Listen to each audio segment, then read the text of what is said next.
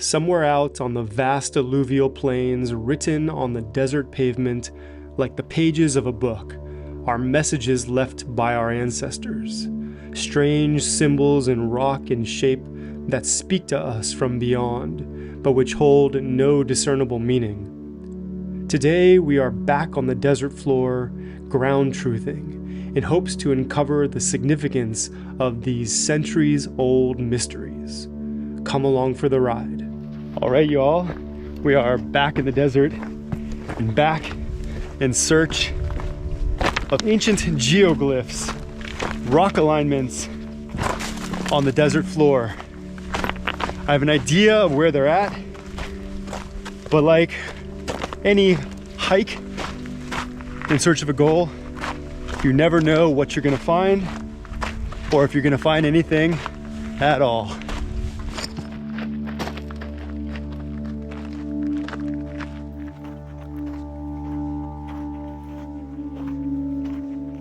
So we're currently experiencing what is known as perfect desert hiking weather.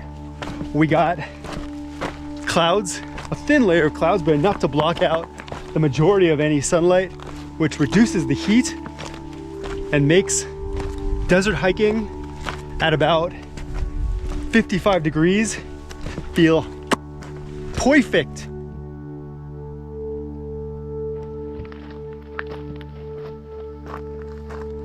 So finding geoglyphs out here is going to be a little bit of a challenge because there's so many desert varnish rocks, and a lot of them look like they're aligned. And so the question is, are we going to be able to tell the difference between ones that are actually aligned by people and ones that just look aligned? That is the quest. We shall find out. So like, for example, this kind of looks like a right angle. Is that one? I don't know. But we're keeping our eyes down. We've got good shade here, so I think that makes it a little bit easier. And we'll just stroll. And that's the beauty of searching, is the stroll. Notice the distinct separation between the lighter and darker varnish on this rock. The lighter section is more recently exposed to oxidation after the surrounding earth had eroded.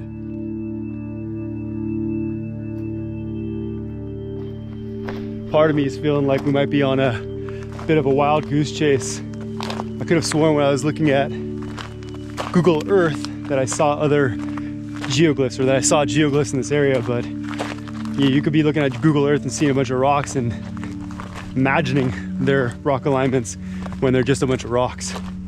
So may come up empty-handed today, we'll find out. Here's some examples of what appear to me to be rock alignments taken from Google Earth.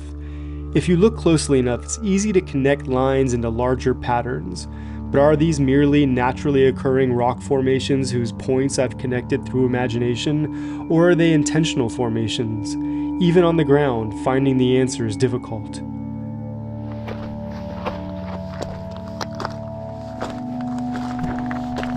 So I imagine the people who made these geoglyphs coming out here at nighttime under a full moon, being attracted to the shining desert varnish rocks, looking up at the sky, at the millions of galaxies, and remaking those constellations in rock images. So folks, I think we may have found something. This is not the rock alignments that I was expecting to find, but something else. What you see here appears to be clearings. It probably doesn't show up super well on this camera, but there are these really faint clearings which remind me of the Blythe intaglios. And I wonder from above if this spot, spells something out, so to speak. This pattern would have been formed by scraping away the topsoil to create long, sinuous lines on the earth. Some theorize that these geoglyphs are the work of the shamanic vision quest. It's hard to see on this camera, but they are there. Are they natural or are they man-made? That is the question. As we were strolling along, we came upon several rock cairns. Clearly, these intentional piles serve some larger purpose, but which shall remain only a mystery to us. We have found a number of rock piles, which seems to me to be very unlikely to have been created by modern people way out here. For example, check this one out. This rock formation appears to be either the makings of a very old fire ring or trail marker, but we can also imagine the many other things it might have symbolized. What do you think? Let me know your thoughts in the comments. See, these rocks here have been clearly pushed together. And my guess is that this as well is part of this alignment. And that there may have been even more to this alignment when it was first created. Shortly thereafter, we stumbled upon several more conspicuous formations. You can see there's a clear rock alignment. From the ground, it was difficult to tell whether or not the pattern was abstract or representational. Using the ID Stretch app definitely helps to evoke some of the patterns in these alignments. As you can see here, the alignment almost appears to make a maze-like structure. You can clearly see these rocks here have been aligned, as have these three stones here, touching at the ends. Better angle of the glyph winding down. And check this out. Here's something really, really strange. And really mesmerizing. A pinyon pine cone. There are only two explanations here. One, that this pinyon pine cone was left here by some ancient traveler as a symbol for the fall harvest high up in the mountains. Or perhaps the more realistic view is that this cone was left as some type of offering by a modern-day traveler as a way to commemorate their ancestors' journey. However we look at it, it is abundantly clear that the cone reminds us of the importance of this location to native cultures. Folks, this just keeps getting better and better.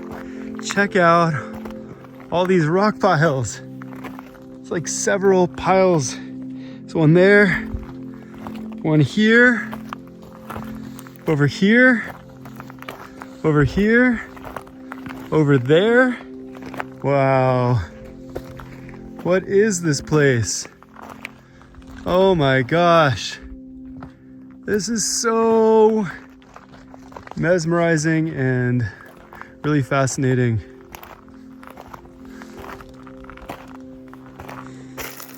I feel like this is some different world.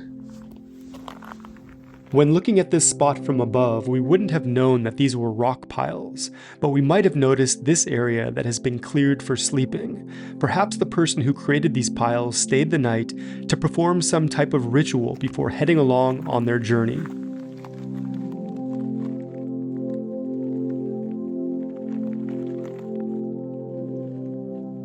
Alright guys, well for a second there, we thought we were on a wild goose chase. But we kept walking, kept looking, and ended up coming across some really interesting finds.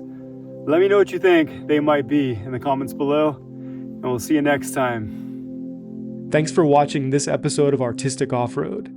Please like and subscribe to join us on future adventures.